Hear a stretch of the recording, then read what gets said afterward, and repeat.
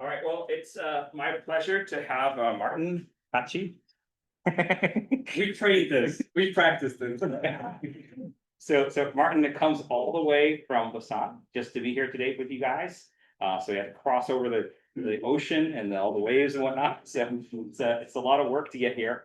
And he also just started a new lab in Zurich. So if anybody is actually looking for a postdoc lab or a graduate lab or something, feel free to like come and talk to him. Maybe guys will be, he's I guess I'm guessing recruiting people to bind to things and whatnot. Let's wait a little bit, but yeah. Okay. Maybe after, if you're still convinced, you can talk to him. Exactly.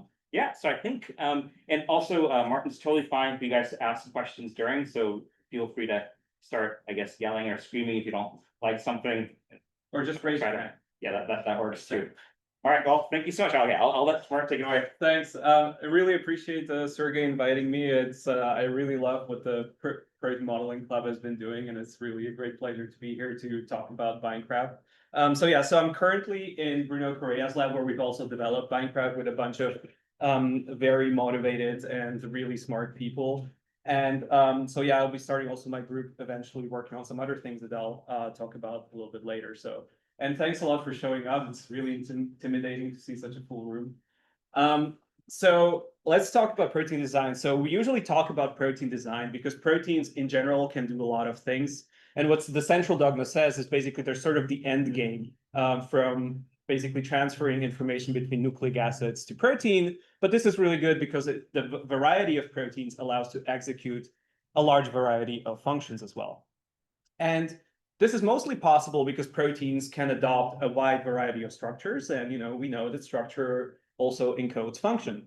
And there's, you can have a large variety of individual folds, but where really proteins start to shine is when they start working together. So when they start working as complexes, interact with other proteins and mediate sort of things like signaling pathways, antibody recognition, organelles, viruses, and basically anything where proteins can dynamically change and adjust the flow of information.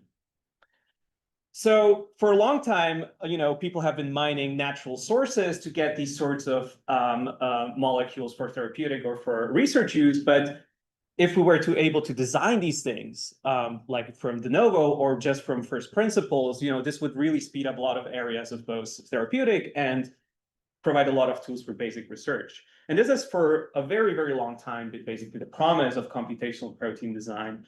And it's really been starting to delivering massively in the recent years with the adoption of deep learning. And of course, there's many areas one can use this for.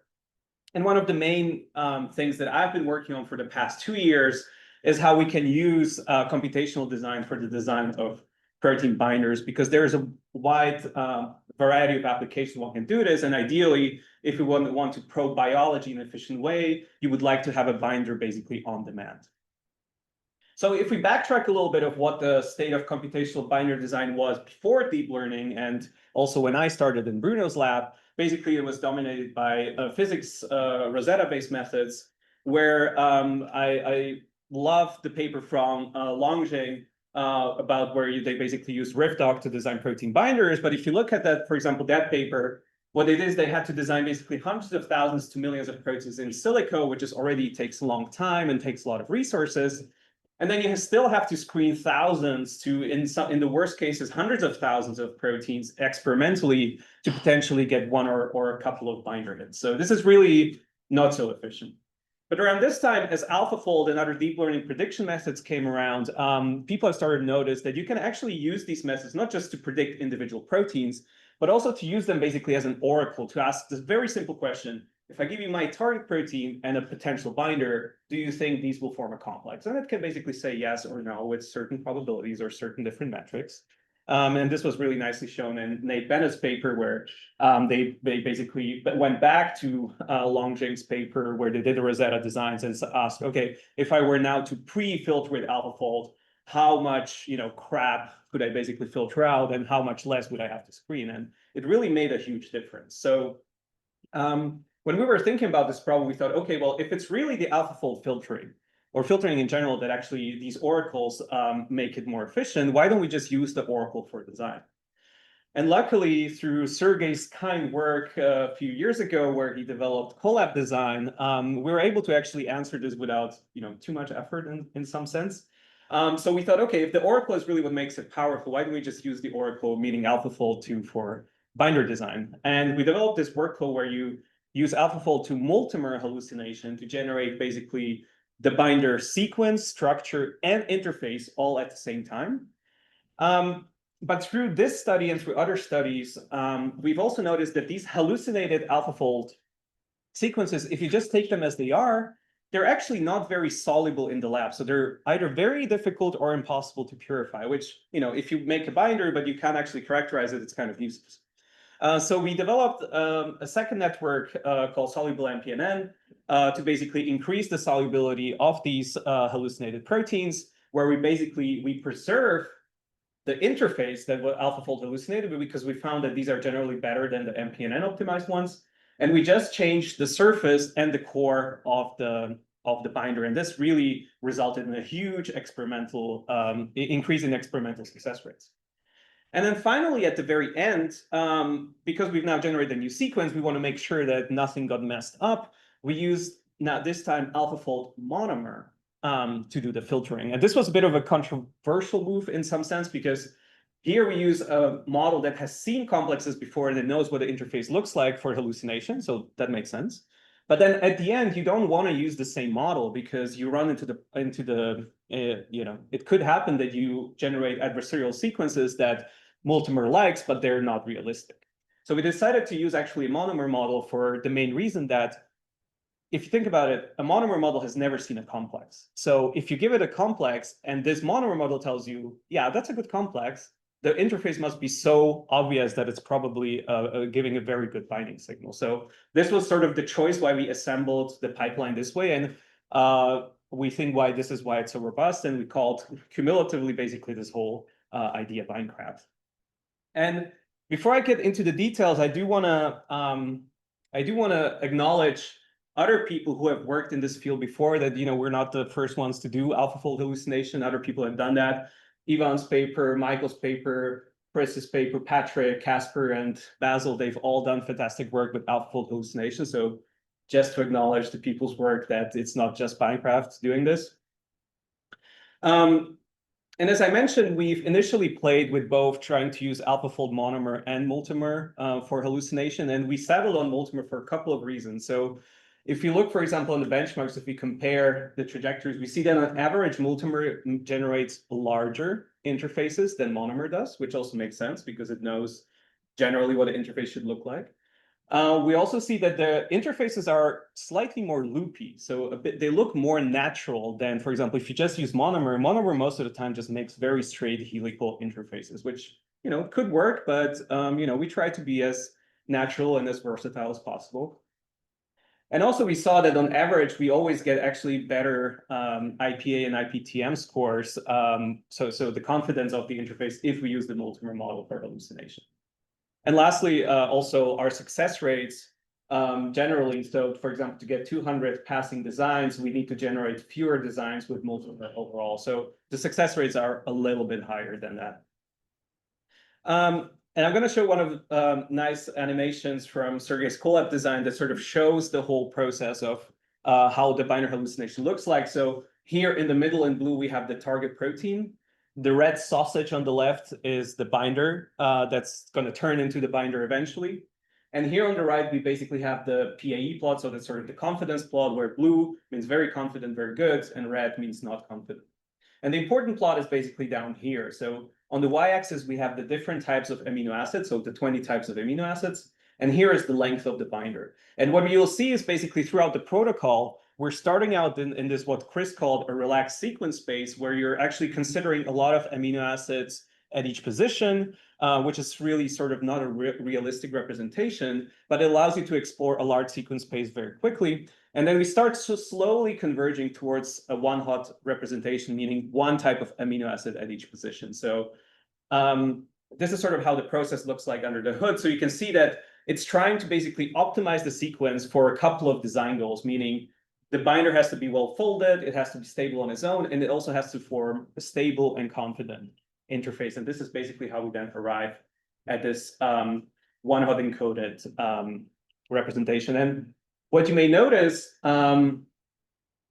throughout the animation is also that not just the binder is being generated, but also the target is undergoing a little bit of an induced fit. And this is because at each design iteration, we're actually co-folding the binder sequence with the target. So that means, it's not just a rigid docking, like for example, with Rosetta or RF diffusion, but actually can sort of self-correct a little bit. So for example, if you use an unbound form of your target, this procedure can actually correct for that a little bit.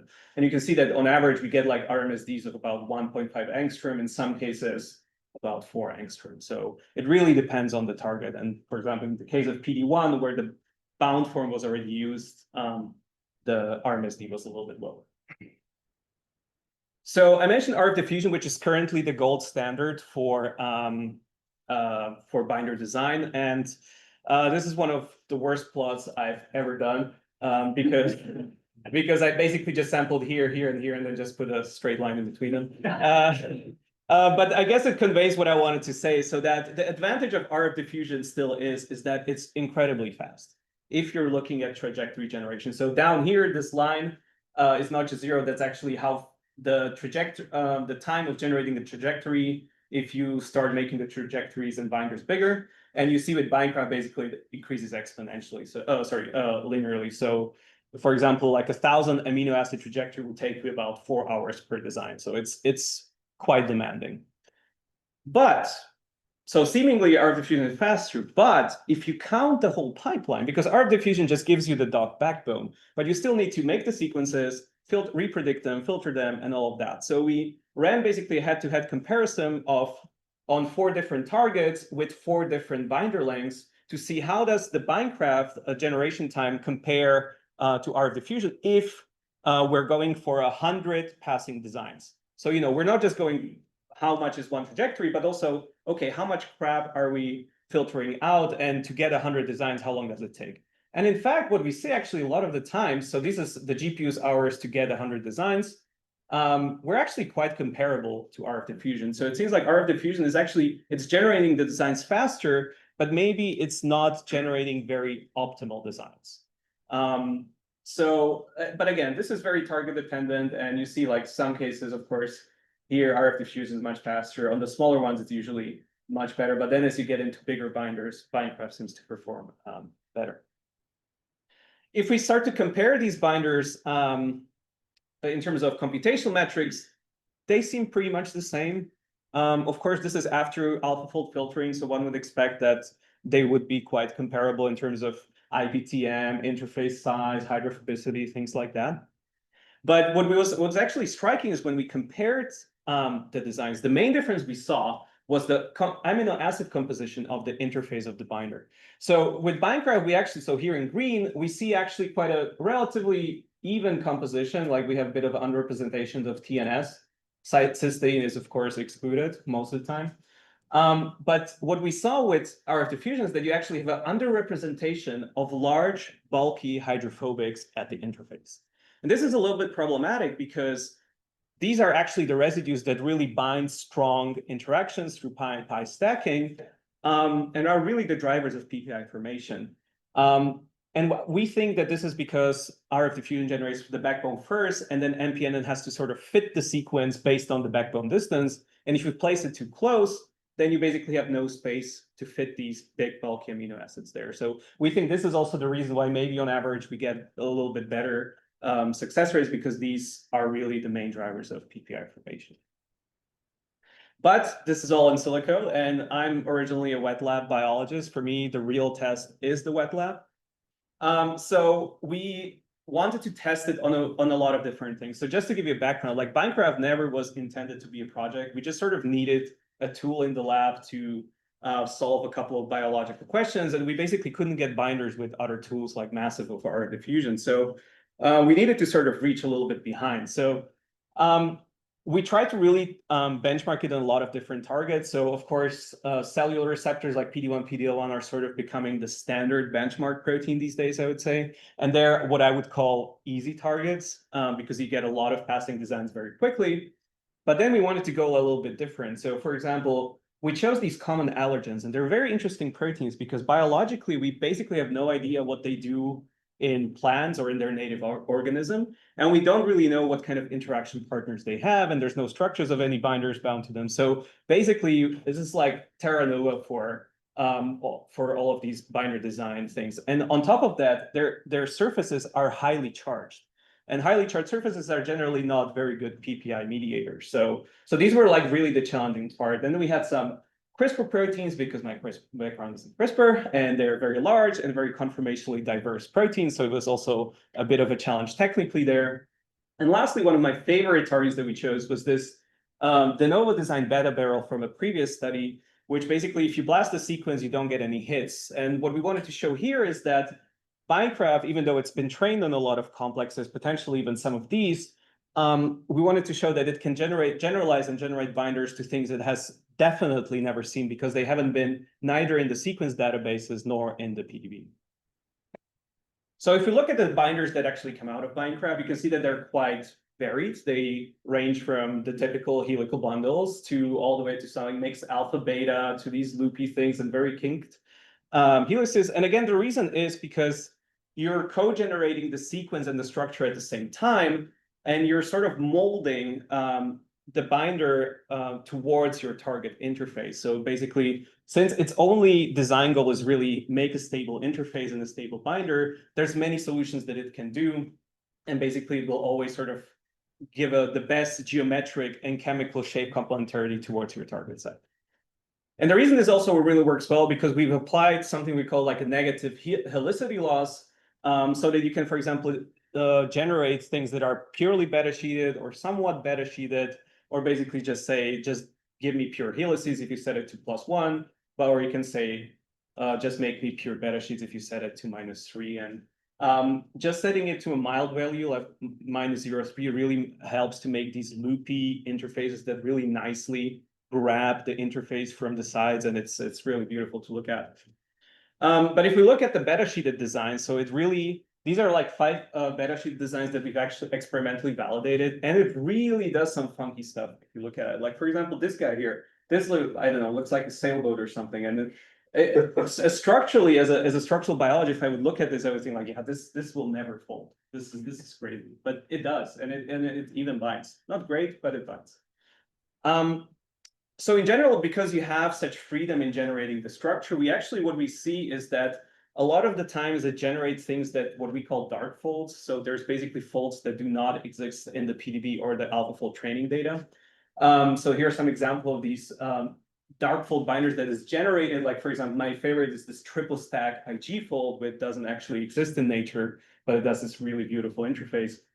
And if we compare the TM scores of the folds against the top PDB hits, we see that we're somewhere around the 0.65 range. So BRL 0.5, one would consider it a completely novel fold, and then, you know, I don't know, 0.8 would be a reconstruction of a native fold. So we're sort of sampling everything in between. It's both making new folds, but it's also making recycling old folds. So I think that's okay. And I also think because we're in the binder range of 65 to 100 amino acids, you also don't really have a lot of wiggle room to invent a lot of new stuff. But what is important is that if we compare the TM scores of the interfaces and the sequences of the interfaces, we're never recovering any of the things that it's been trained on. So none of the native interfaces we so far were able to recover, meaning that, for example, if you would design against PDL1, you would never get a PD1-like interface. So that's quite astounding. That sort of shows me that, you know, nature has been exploring a lot of things, or we've found a lot of things in nature, but there's still so much more and potentially better binding solutions out there that one could explore if one just gives it all the freedom in the world, basically.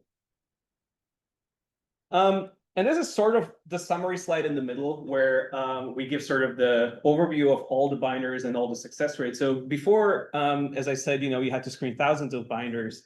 And because both me and Leonard, who did the study with me together, we're very lazy people who really hate doing high throughput screening. We wanted to do something where you just purify 5 proteins and you get 1 binder. So this was sort of the ideal state. So now, if you look at the blue boxes above each target, on the right side, we have how many binders we tested experimentally. And on the left side, you have how many hits we got.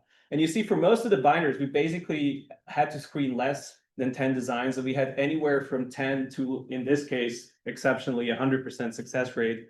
So the success rates are really, really high, and you really no longer have to screen like hundreds or thousands of binders. And we've since expanded this to additional targets, and these success rates seem to hold across different things. And in the box underneath, you see the highest affinity binder that we got from these campaigns. So generally, these binders fall within the nanomolar range. I would say median, about 200, 300 nanomolar. Sometimes picomolar, 5 nanomolar, sometimes micromolar. But generally, I would say they fall into the nanomolar range. Yeah.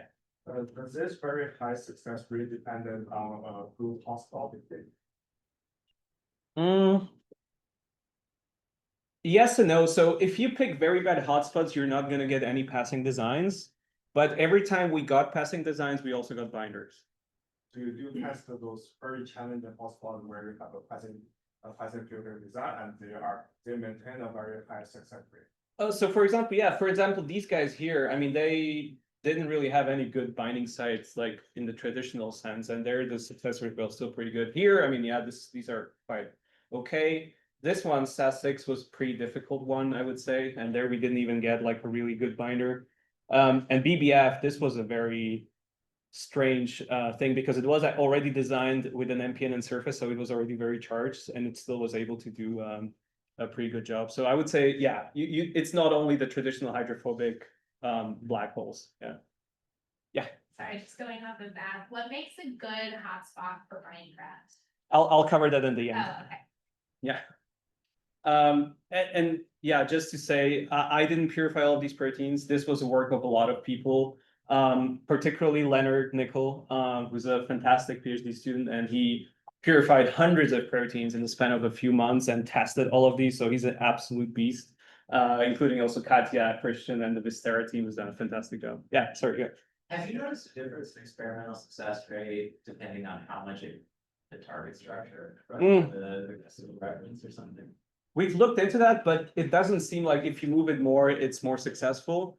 It just does what it needs to. But it definitely, different inputs will give you different already in silico success rates. So it's definitely still input dependent, but it has some level of self-correction. Not perfect, though. Yeah. So if you give it a really bad structure, you're not going to get anything. Yeah. That's always been the case. Yeah. And also, so, it's nice that they bind very well, but also the common question is also, are they specific? So in this case, we actually took all the IG-like folds that are very similar. So for example, PDL1, PD1 are like 75% identical. And we tested the top binders against them, and we could only detect binding for the target that it was designed for. And what was really interesting, you could actually already tell by the IPTM score what the result is going to be. So like, for example, PDL1 only got the high IPTM with the PDL1 binder, if not PD1 here. But here you can see basically the colors correspond to different receptors, and only the corresponding one always got the binding signal, which was really exciting. I didn't put this slide here, but we did the exact same matrix for the allergens, and there we also got the same thing, a flat line for the off-target allergens and like a perfect line for the on-target ones. Can we ask So over the Zoom? Yeah. Sure. Maybe that's coincidental, but the off rates seem quite high for all of these. Do you think there's any explanation for those? Explanation I don't have, but it was particularly for these ones. Yeah, sometimes we have slow on rates, sometimes we have slow off rates. So this is not that every profile looks like this. Particularly for these ones, I don't know. Great, thanks. Yeah. Did you see any correlation between IPTM or any other metrics and affinity? No, I'll show that at the end as well, but no. Any questions? Right. So I'm not going to show all of the cases that we tried, it's too much, but I want to just highlight some of the interesting cases. One of my, as I said, one of my favorite ones was targeting this de novo target, which is basically this beta barrel we did through a different study with Casper Goverde in a solubilization paper. And one of the binders that we got was this weird thing here. So basically, if you look at it, there's these 4 helices, and then you have this warped, partial beta-sheeted loopy surface that again, as a structural biologist, I look at this and say, okay, this is just wrong. There's no way this is wrong. And I showed this actually to Bruno, and he was like, no, man, this is never gonna fucking work. And then I took that, of course, as a challenge. So we ordered that design, and it turned out to be the best binder that we got, binding at 21 nanomolar. And we were lucky enough to actually solve the crystal structure of this one. And it's spot on. So the interface overlays perfectly. Most of the binder, a couple of loops here are missing, but it's basically always perfectly. And I think this was really the case which sort of opened my eyes a little bit and said, hey man, maybe you don't know everything about structure and you sort of have a long way to learn, and these things have maybe learned some things that you didn't. So keep an open mind. So if there's things that seem obviously wrong, just give it a try. And yeah, but binding is cool, but just binding is pretty boring. Doesn't really do anything. So we wanted to also show that we can functionalize these proteins to do something. So we had a couple of different applications in the paper, but I want to highlight the one that I've personally found the most interesting, which was mostly pioneered actually by Leonard and Christian, who are shared first authors, and they're fantastic PhD students, which is they had this project where they wanted to retarget AAVs towards different cell types. So for those who don't know, adeno-associated viruses, AAVs, are the prime gene delivery method for therapeutics these days, because they have a good therapeutic profile. You can package a lot of DNA or gene editing stuff into it. But the downside of them is that they're viruses that have a very wide tropism, meaning that they actually target a lot of different tissues. So if you want to, for example, deliver it to the lung, you're going to have to overload your patient with the virus, and then you get a lot of immune reaction. Then it doesn't work the next time, and it's basically all wrong. So their idea was that if your wild-type virus can target a lot of different cells, what you can do is you can introduce mutations to knock out these interactions, make sure it doesn't target anything, and then we splice these de novo designed binders into the capsid and design them basically to target particular cell types expressing different receptors. So it's a really cool idea. And the reason why we really like BindCraft is because it's a hallucination approach, and you can always introduce a new loss function, meaning give it a different design goal. And for this particular purpose, we introduce what we call like a N to C loss, where basically we tell it that the N and the C terminus need to be close together. So it's super simple. And the reason we want to do this is because here on the surface of the viruses, you have loop regions where if you just snip it open, you can just splice the binder directly into it because the N and C are close, and you don't have to do any sort of complicated engineering, scaffolding, or whatever. You literally just put a GS linker on each side, put the binder, boom, it's in there. And at this point, so at this point, we basically knew that that the binder design was already efficient enough. So we actually decided to directly go for the functional readout. So what we did is in one plate, we had two different cell lines, one expressing HER2 and one expressing PD-L1. And then on another plate, we had different viruses that had different binders expressing on their surface. And we just mix these plates and we do a pack sorting because the virus is delivering GFP. So we know if you had GFP signal, the virus was internalized.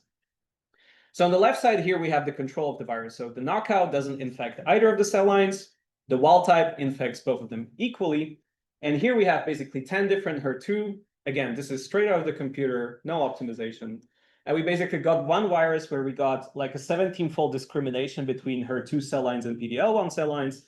And here we actually got multiple PD-L1 targeting viruses, one actually with a 1 to 100 discrimination ratio, which is actually really, really good. And again, this is zero optimization, just simple GS linkers directly into the virus, no messing around. So this was really, really exciting, showing that we can actually functionalize these binders to do really cool things. Yeah. Did you replace the natural binding domain, or did you add this binder in addition to the natural? We just added, so basically on the capsid, you have different loops that are exposed. So in the DNA, we just spliced the binder DNA into that. That's it. So very simple.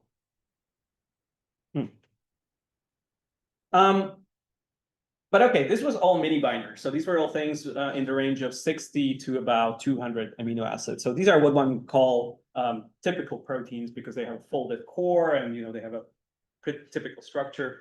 But what is very interesting these days for therapeutics, and what is slowly, I hope, or will one day phase out small molecules, are actually peptides. So basically, they're very short fragments of proteins, I don't know, up to 20, 25 amino acids, depending who you ask. And the reason why I think peptide therapeutics are sort of the next big stage, and if you think about Ozempic, is basically a peptide drug that targets a particular receptor. And the reason why, what advantages they have over small molecules is basically that they can give you a higher target specificity. First of all, because you already have more atoms, you can do more specific contacts. They have a relatively good permeability if you compare them, for example, to antibodies or mini binders, simply because they're smaller, they can actually slip through the membrane. They're relatively low cost compared to, again, small molecules or antibodies. And also, if you make them small enough, they also have a relatively low immunogenicity, like compared to proteins. So that's the big problem currently with therapeutics, or why people in pharma or investors don't like to talk about de novo proteins, because the question always arises, oh, what if you get an immune reaction? Well, it's the same like with natural proteins. Some do, some don't. But with peptides, basically, the advantage is that this immunogenicity would be lower simply because it is a smaller fragment of protein. So we've adjusted so it didn't work very well out of the box. We actually had to tweak the settings of BindCraft to make it work with smaller protein fragments, and now it works relatively well. And one of the first one of the first examples that we tested it on was this oncogenic transcription factor that Yuji Kame in Beat Fierce's group at EPFL has been working on.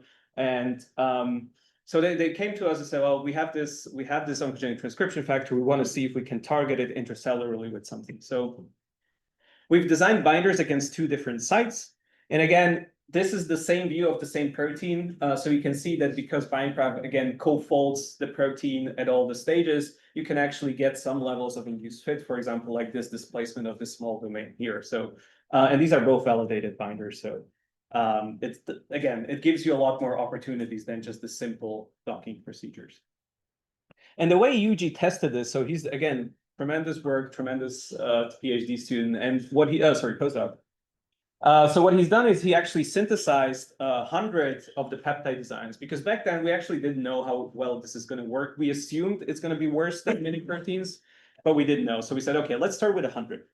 So he synthesized chemically 100 peptides, and then he incubated these 100 peptides with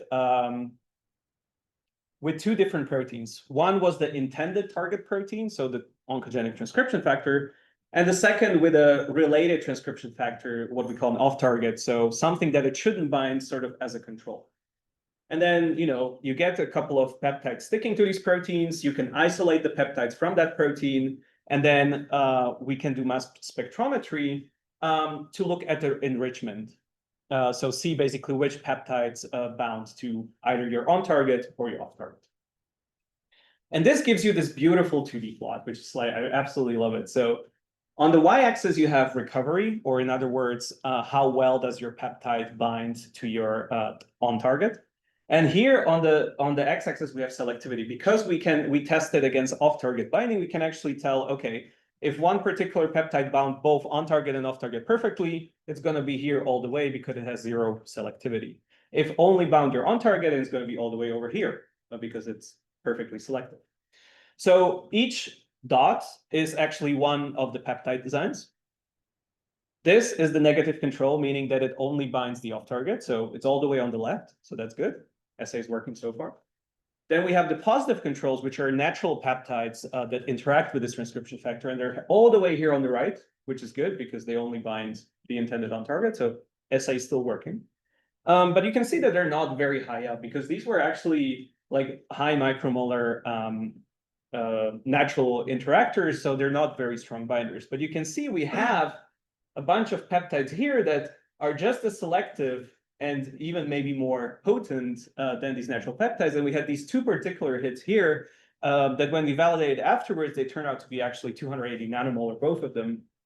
So we were able to actually get nanomolar binders straight out of the box again against this very challenging target, which is really exciting. And just to show that this doesn't only work in our hands, recently there was this preprint posted from a group from Leiden, who have actually, during this time, because we've released BindCraft, I think, I don't know, a couple of months ago, I think maybe October last year. And people have been using it since then, and this group basically went straight for the peptide binder, like, okay, we're gonna do peptides.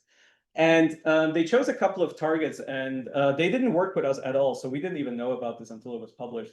But what was exciting is that they tested against 2 different targets, MDM2, and they could see that they actually get 7 out of 15 nanomolar peptide hits, like in the range of like 80 to 70 nanomolar, and also against WDR5, where they also got about 60% of nanomolar peptide hits.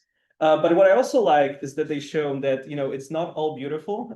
BindCraft works decently well, but it's not a magic, you know, magic box. And for example, for this particular site here, for WIN, they actually got 0 hits, which, you know, shows we have stuff to improve.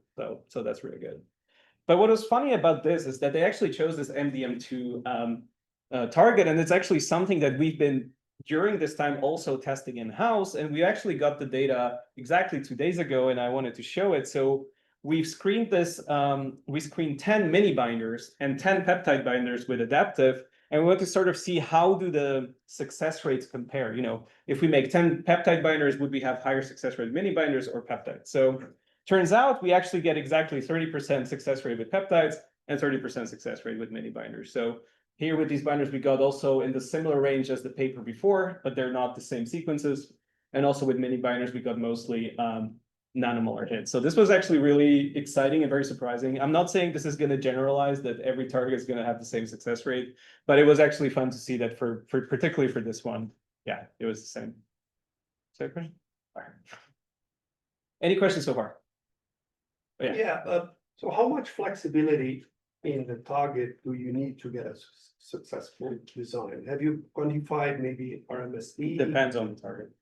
That's all I can say. Yeah. Normalize Some barely move and some move a lot. So it depends also what sort of how well you trim your target beforehand. You know, if you leave a very floppy part at the end, you're going to have higher MSDs no matter what. So it just depends on your target.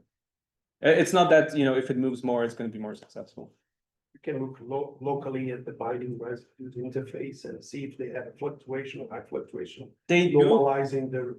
So the rotamers definitely changed, but I haven't checked if that would correlate with success rate. Do you think successfully designing peptide binders is dependent on an epitope that, you know, already binds some small molecule or something else small? The examples you're giving are all, you know, existing known. Yeah, it definitely it definitely prefers those sites. I don't know if that's absolutely true that you always need that. So for mini binders, definitely not true. Yeah. My guess is it shouldn't be true either for but. So I can tell you actually we've designed binders against targets that had no known interactors. But do you still see the sort of concave, you know, binding groove that the No. peptides? No, not necessarily. No, you can actually get like a nice like for example like this would also work. Yeah. Great. There was one in the back. Yeah.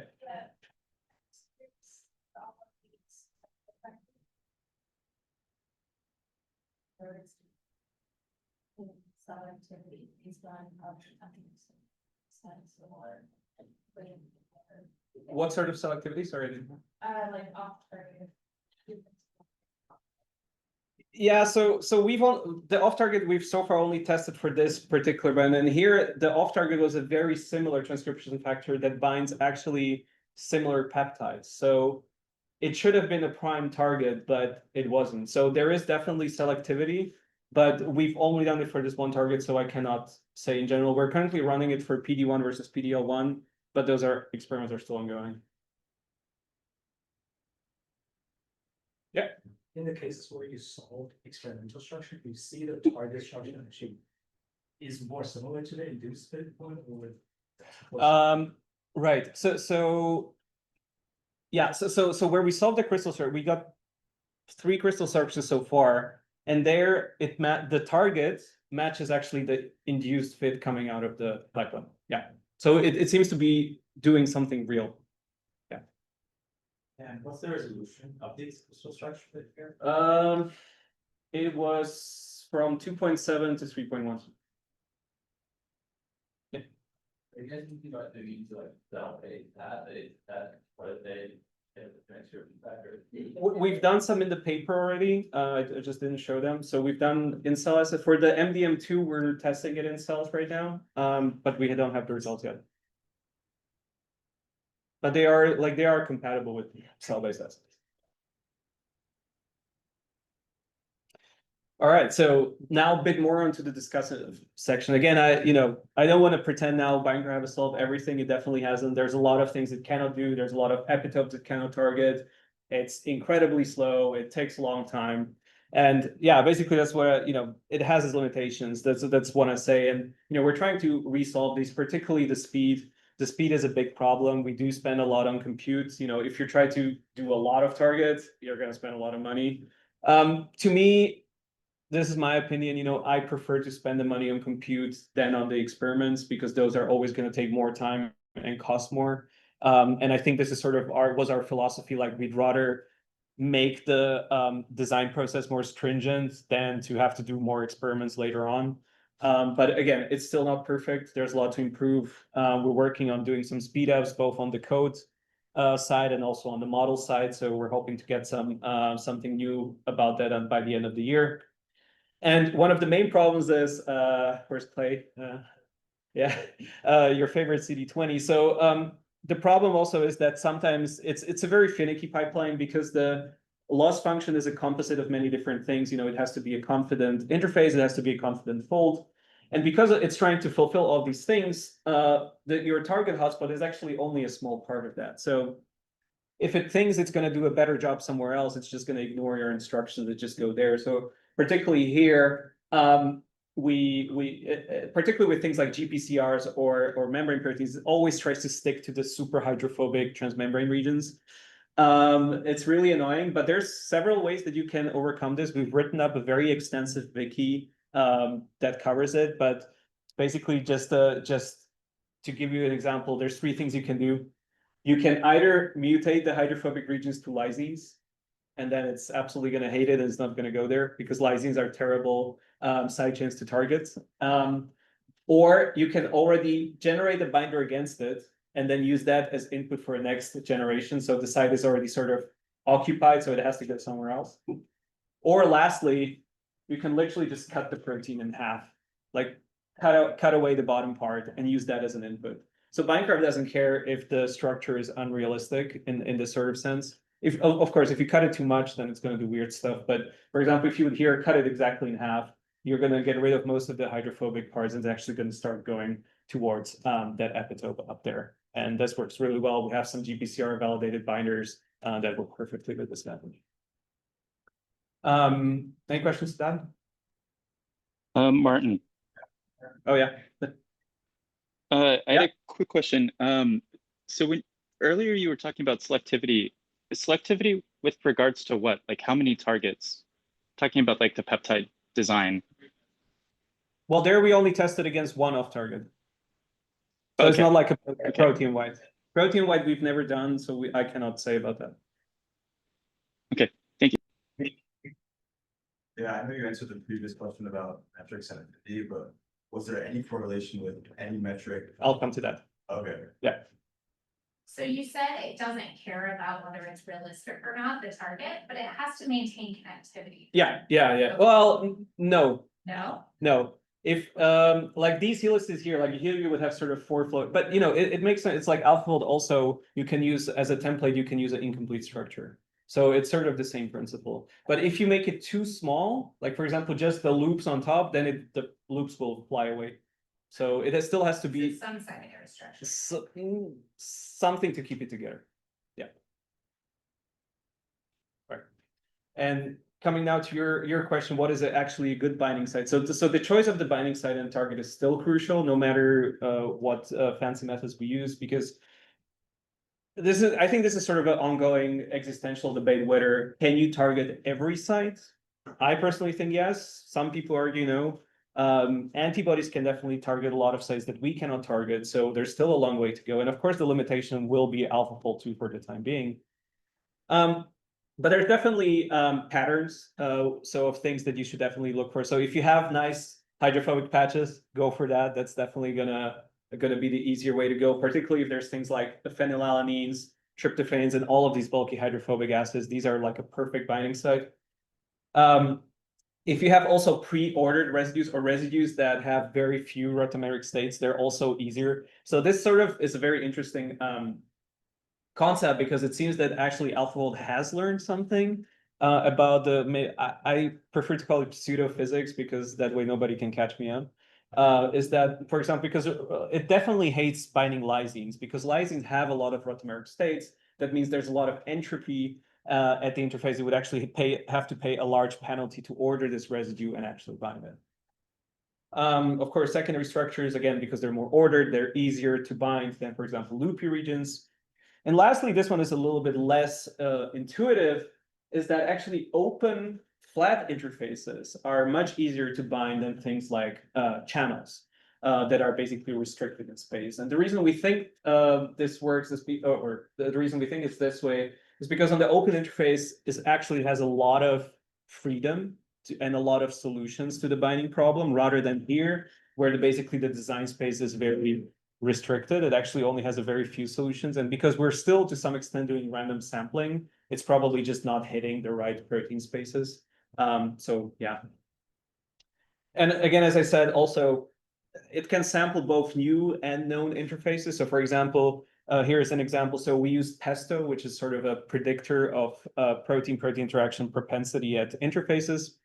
If you look at it, basically, this is the typical PDL1 interacting interface where it interacts with PD1.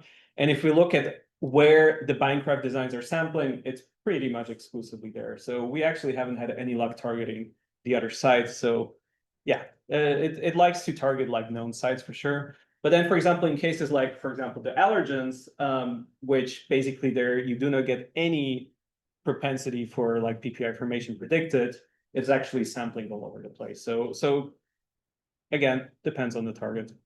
Yeah. A plot like this for the de novo protein, I guess. Sorry? Do you have a plot like this? Ooh, I don't, but there it samples all around. Because yeah, I looked into it. I remember it basically goes both from the sides to the top, the bottom, everything. Yeah. Great question. Did you try to, I mean, probably so connected, but did you try to put license on the spots? I mean, on the. You know what? Actually, I did not. For this one, I did not, because I couldn't care less about video. Yeah, no, actually, that's a good point. I should try that. But we had this. It's funny actually for IG-like folds. We've seen this actually for almost all of them. There's always one side that it likes to target and never the other. But we haven't actually tried that trick with these ones. And in the last 10 minutes, something I want to talk is, again, feel a bit more discussion. It's more conceptual challenges in binder design. So it seems, we can generate a lot of things with relatively good success rates, but I wonder if we're really learning much about it, because, we're generating these things, but then, we're here and we're discussing it. We have no idea why it's doing these things. And that's sort of a little bit sad as well on one end. But there's a lot of other things associated with that. As I showed you the pipeline in the beginning, basically we're generating designs with Multimer that has seen interfaces, but at the very end, to be very stringent, we're filtering with monomer model, which is very counterintuitive, and it's definitely limiting us to a particular design space. So only the design space that the monomer model actually knows, which means we're definitely missing out on a lot of potentially good binders. And you can see it actually from this plot. So this is basically the prediction of all of the BindCraft designs. Of different designs from different studies like EvaPro, RF diffusion, RiffDoc, or Massive Seed, and then run sort of scored through the BindCraft function at the end. And you can see that basically EvaPro and RF diff, both the real binders and non-binders, they all score very well, because these have already been pre-filtered with AlphaFold, so they're sort of false positives and false negatives. True positives and false positives. But things like our RiffDoc or Massive Seed, which were not filtered with AlphaFold, to actually, you can see, for example, from Massive Seed, the IPTM scores for both real binders and non-binders are terrible, which means that we're good at filtering out the stuff that isn't real, but the stuff that is real, we're definitely missing. The same for the rift dog. So most of the goods, even picomolar designs, we would have filtered out if we would have used the same criteria. So we're definitely limiting ourselves with using the monomodel at the end. And it's sort of to me, it's sort of a give and take that, okay, we get very high success rates because of that, but yeah, we're sacrificing some part of the search space, which maybe also explains why we cannot target everything we would like to. Yeah. Just a question, like, wondering, in the, I forget, but when you do the model prediction, you use single sequence input? Everything single sequence. There's no MSAs. Did you ever try to find, did you ever try to put on it? So we never did for the backprop because that would be computationally pretty heavy. I did not try it for prediction. Well, let me correct myself. I tried it with AlphaFold 3. Because AlphaFold 3 came out, and then a couple of people are like, wow, why don't you just use replace everything with AlphaFold 3? Well, it's not great. Let's say it like that. So here we basically took all the 140 experimentally validated designs from BindCraft paper, and we ran it through AlphaFold 3 with MSAs and template. In fact, I don't have this plot here, but if you don't use the MSAs, actually most of the designs are not even predicted confidently, which is very surprising to me. Not sure why. But anyway, if you do that, you can actually see that if you do like a 0.7 IPTM cutoff, actually you get a 50-50 split between the real positives and the false positives. So it might be filtering out a little bit here, but you're also filtering out some of the real binders. So it might help, but it's basically not a huge advancement at this sort of stage. And then for the two questions about the whether their metrics are predictive affinity, they're not. Like we tried to correlate with everything from Rosetta, from AlphaFold, and basically afterwards we had 140 measurements for affinity, and none of them basically correlate with anything, unfortunately. So it's sort of also expected because these models have never really seen any sort of affinity, particularly AlphaFold. We use IPTM as sort of as a binary cutoff of yes or no binding. But as soon as you're above, like for example, 0.7, it doesn't matter if you're 0.7 or 0.9. It doesn't tell you if it's a better binder or not. Yeah. Did you look at any these measures with expression? With expression, no, because they all express incredibly well. I told this Jacob today. We've expressed about 400 of these binders, and we only had one that we could not verify. Yeah. And the expression rates are incredibly high to begin with. Yeah. Were any of them predictive of false binders and true binders? So the problem is, so these metrics are already after filtering. So we've never tested like low IPTM designs. This would, or rather, I guess from your previous slide of non-binders and binders among the filtered. Good question. I did not check for that. I did not check. I should do that. Yeah. But I would intuitively, I would say no. But first off, in these simulations, like the Yeah. We haven't done well, we have one person in the lab who's doing that. We talked to about 3 groups who have tried that. Neither full atom nor coarse grain doesn't really correlate with anything. Super target dependent. Yes. No? All right. Yeah. MD? Sorry, like, thank you, Sean, here. Well, I think that IPTM so far has been very good to us in that sense. If we like afterwards, after the study, after we finished everything, we sort of went back and tried to see what were the most discriminative filters. I must admit that the Rosetta filters were actually not too discriminative. Afterwards, I've done a study where I actually scored like natural interfaces or interfaces from other studies, and the Rosetta filters were sort of all over the place. The IPTM was sort of the only, and IPAE were sort of the only 2 consistent like discriminators. So we use that as a rule of thumb for really like yes or no binding. But as I said, like it doesn't mean that if you have a better IPTM, it's likely to be a better binder, stronger binder.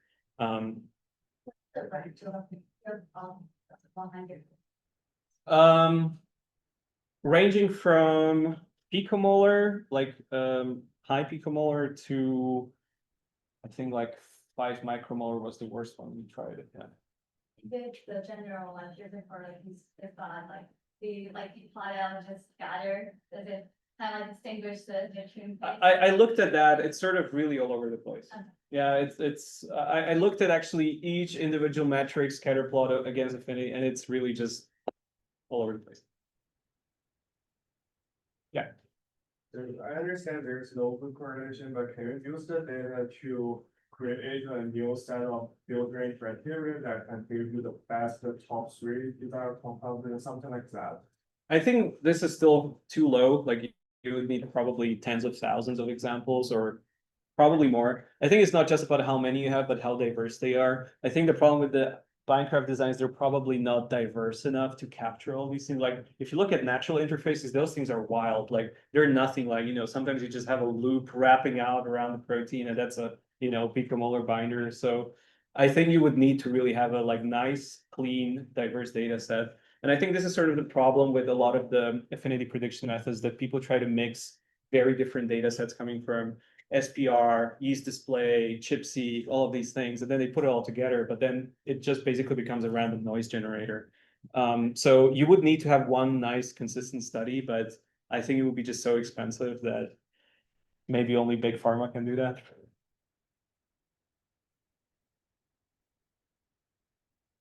All right, and just a few last thoughts. So as I said, this was from the BindCraft study that we also didn't see any correlation between the metrics, but we sort of done the same analysis together with Adaptive from this EGFR binder design competition. So we took all the binders from different methods, not just BindCraft, and we were sort of repredicting them all consistently and looking, is there a correlation between Rosetta metrics, AlphaFold metrics, and basically came down to the same conclusion that it's pretty random. Like they're not, again, I think it would not be, smart to try to expect it to be predictive because these methods have never seen any affinity. The only thing it's seen are complexes from the PDB, which generally fall into the nanomolar range. So here's just some other metrics basically showing that the binders, known binders are pretty much identical.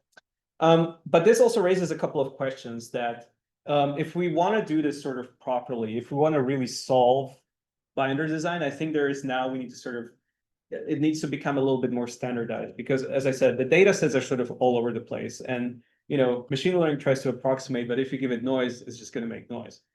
So we found that IPTM is a relatively good predictor, but it's not predictive affinity, so we need better. On that note, also, we sort of need to define what is a hit. So we found this when we were writing the paper at the end, we wanted to basically compare against other studies, and it turns out, well, it's actually even hard to compare to other studies because everybody defines what a binder hit is very differently. So for us, it was if you see a binding signal at 10 micromolar, the reason being, our diffusion did it if you had a 50% signal of the positive control. But first of all, this is dependent on your positive control. And second of all, it also implies that you have a positive control, which for a lot of the targets that we were trying, there were no positive controls to begin with. So we couldn't really do that. So already, that's why I'm always a little hesitant to compare the experimental success rates to RF diffusion because we define it very differently.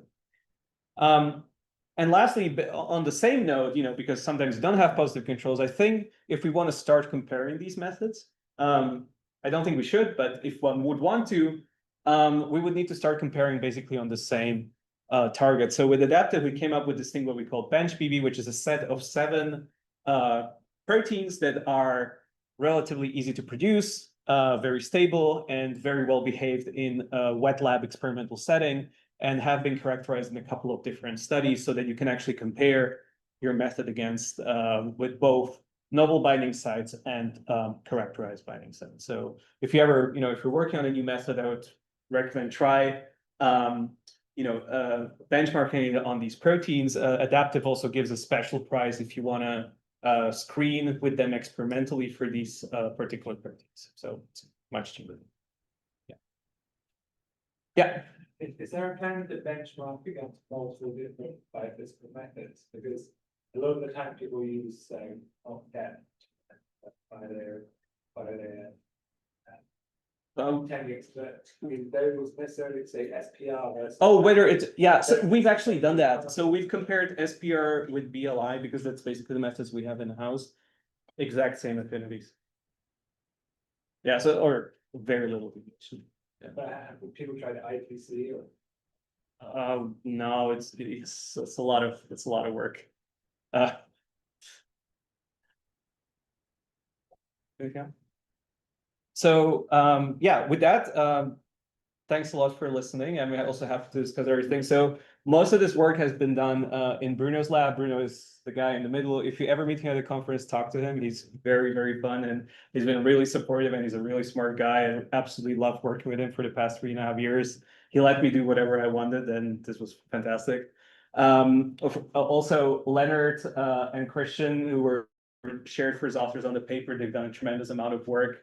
Absolutely stellar students. And of course, we had a lot of collaborators, particularly for the functional characterization, who helped us characterize things that we could not do in the ourselves. So that was really exciting. And lastly, as Sergey already mentioned, I'll be starting my lab next year in January, focusing on trying to sort of marry structural biology, protein design, and deep learning to explore basically the dark ends of the protein nucleic acid interactome, to develop new methods for prediction and design of these things. So if you're interested in these sort of things, we can, reach out, we can always work together. And yeah, if you have any other questions, I'm happy to take those.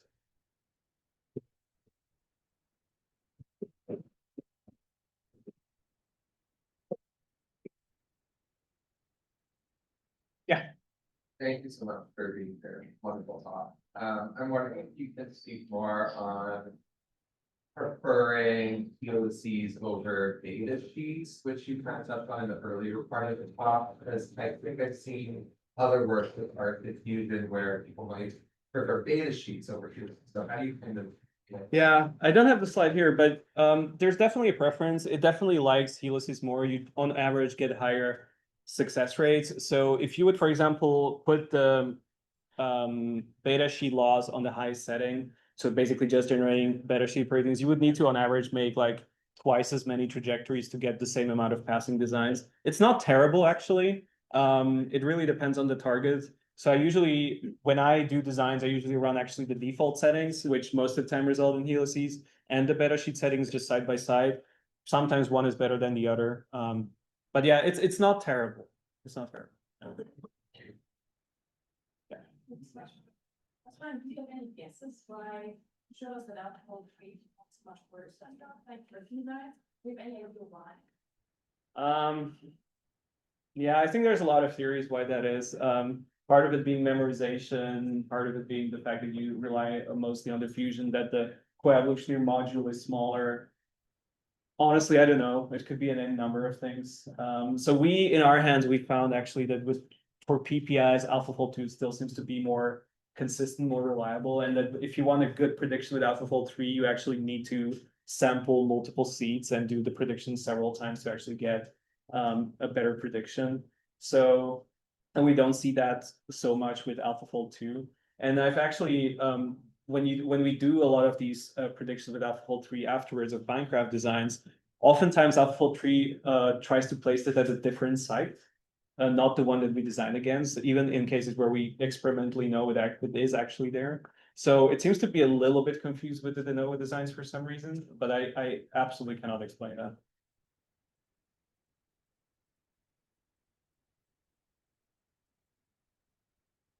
I mean, you talked a little bit about how important it is to select the right site. Mhm. And then in that discussion, I think it's almost the structuredness of the site is important. There are two questions. So one is like, how do you feel about unstructuredness? And second is actually we predict unstructured, where it correlates with whatever we yes, we treat, but it's not quite the whole story, right? So it's like you don't know that actually it's that whole. Right? Yeah. I wonder how you feel that. So this is a lot of criticism that it got that, well, it's super reliant on instruction. What about IDRs? It works for IDR. Actually, you can put peptide or IDR region into it as a predicted spaghetti. And if you enable the flexible settings where you basically mask out the sequence from a template, it actually will start moving the PDB around a lot, and actually you're gonna get a lot of really good designs. We're actually testing them in the wet lab right now. I don't have the results yet. But basically you can actually generate very good IDR binders with that. They look really good. Also for not fully flexible regions of the proteins, we've actually had a couple of collaborations where we've done binders to stabilize flexible regions within the protein for example, to get a cryo-EM structure. So we had this one domain that was in the cryo-EM data, you could not see it because it was flexible. And if you do the AlphaFold prediction on this particular domain, you get a low PLD prediction. But if you use that as an input for BindCraft, you can actually generate a binder that stabilizes one or the other with very high bindings. It's really cool. It doesn't work in every case, but for these cases that we tried it. But would the conclusion there be that once you have the binder, even in the idea like this, you're getting to a solution in a space that has lower PLD overall? So you basically get no structure? No. Actually, the PLDs are relatively high. I don't know if you would use a very long IDR, probably then on average it would be lower. But we usually like what I've tried is generally like 15 to 30 amino acids, and then actually it generates a very good solution. So it sort of stabilizes the loop. And we've actually added another loss function, not just like to change the helicity of your binder, but also to change the helicity of the target. So you can actually induce secondary structures in the disorder region, which is actually cool. I need to actually the second question, which is the transient nature of the binding. So is there any ability for you to process that or some form of like, how transient is the boundary binding? Yeah, again, it depends on the target. Like some of them were very stable, like the PD-1 binder basically did not dissociate at all. Some of the allergen ones were actually incredibly stable. It really depends. It's not that it has a high on and high off, all of them. So yeah, depends. And it's not something we can predict, of course. Okay. Yeah. How large is the benchmark set? And what was the rationale for which entity represented the set? For which benchmark? Yeah.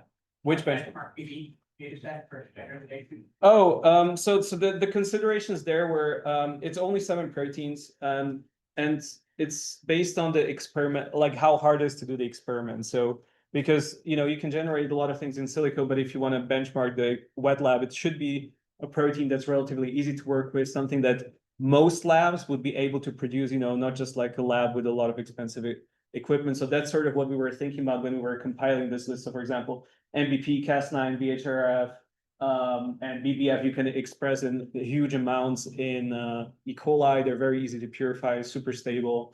PDL1, and these are basically extracellular domains of human proteins. You cannot express them in E. coli, but you can very easily express them in human cells, and they're also very easy to purify. So this was sort of the main consideration when we were compiling it, so that any lab would be able to sort of use these as a benchmark, not just like, oh, we have this super specialized equipment and we're the only ones who can purify it.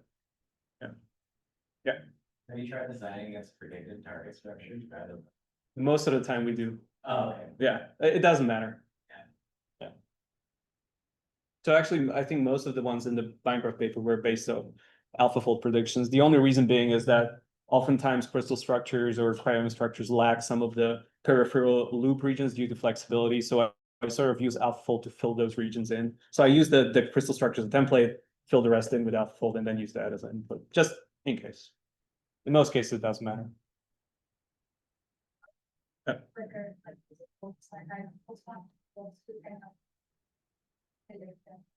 Well, AlphaFold 3 seems to perform best out of all of the AlphaFold 3 clones so far, and we don't see much improvement, so I'm guessing bolts wouldn't be much better. Have you found that it's important to reduce the size of the target? Yeah. Absolutely necessary. Yeah.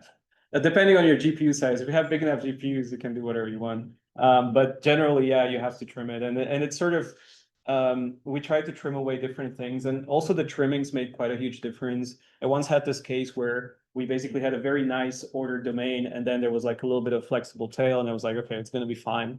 And I got 0 hits. And then I trimmed away 5 amino acids from that end, and suddenly everything started working. So it's still a black box. Sometimes these seemingly, random decisions just, shouldn't make a difference, but they do. So I would say if you're having troubles, the first thing you should optimize is just do different trimmings, slightly different input PDB. So for example, for one of the target, actually for PD1, if we use the crystal structure, we got 0 hits. If we use the AlphaFold 2 structure, which is only like 0.4 angstroms away, worked perfectly. It goes a little bit against this self-correcting argument that I made before, but that's just what it is. I honestly cannot explain it. Martin, there's a few online questions. Oh, but I can't see you that. might need to go down to Zoom to see a thing. All right, here we go. Oh, a lot of questions. Cool. Yeah, there's like a few questions or so, but not. Oh, thanks. What were some data? So what were some challenges in data collection? So generally, the problem is the reason why we made the bench BB is because a lot of the targets we chose, it turned out actually was harder to get the experimental validation than to generate designs. Like particularly Argonaut protein that we had totally didn't work on SPR, but it worked perfectly on BLI, and it basically same protein batch, but it just took a while to to optimize that. Pick your favorite questions. Yeah, I'm looking. Did the AV transfect live cells? Yes.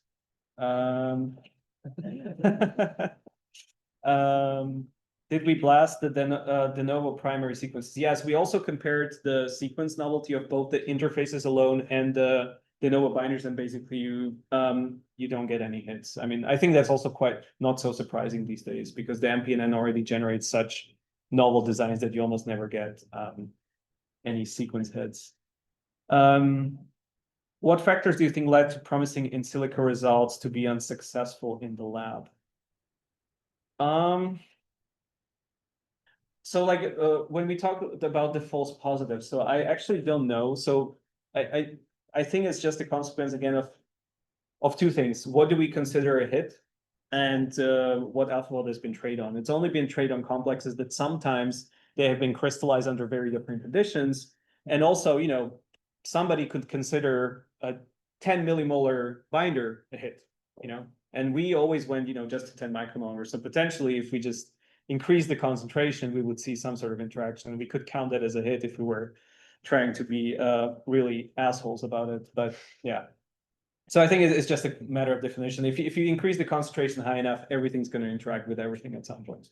So I think it's just we're going to have to live with some false positive rates. I don't think we're ever going to reach a point, and I hope I'm wrong, but I don't think we're ever going to reach a point where you're never going to have false positives. What is the size range of the peptide? So we generally generate between 8 and 25 amino acid peptides. This sort of worked the best. I would say the sweet spot is around 14 to 18 amino acids. That's where we get the most in silico success rates. So far we're not able to generate a peptide binder below 8 amino acids. It just never had very high confidence rates. So yeah, if you want to do peptides, I would say just go anywhere between 8 or 20 amino acids. Paper release estimate, 3 weeks. Preprint is public, yeah. Do we know if PDL1 is within the AF2 training set? Yeah, definitely. So it definitely is, but we never were able to recover any of the previously published PDL1 binders that were part of the training set. So again, I think it's because it's simply the search space is so vast and we're giving it so much freedom to do that. So there's really the chances that we would recover this, you know, one exact hit is like really, really low. Maybe if we sample to infinity, we would. But yeah, I think that's it. All right, I think I'll ask one question. Oh God. What do you think of Latent Labs and Chai? Oh no, don't put me on the spot. Great models, really exciting to see a BindCraft head-to-head comparison with those models. I guess that's all I'm going to say. So it's hard to say. Okay, like seriously, like it's hard to say because they, of course, they're proprietary models. They don't, of course, say much in the method section. My best guess is that they're based on the little info they have is that they're full atom generative models, something diffusion models like Pardell is. At least the Chai model, that's sort of what they hint at. The Layton's Lab model, it looks more like an alpha proteome kind of diffusion thing, but that's really just speculation. So I know in terms of success rates, they're very impressive. very impressive. But yeah, I would just like to, see again, what is their definition of a hit? I think this would again maybe sort of change the levels because, if we consider, for example, again, 1 millimolar hit, the numbers would look very different. So yeah, I would love to. I hope they release their models publicly and we can all test them. That would be really exciting. All right, thank you so much. Thanks very much.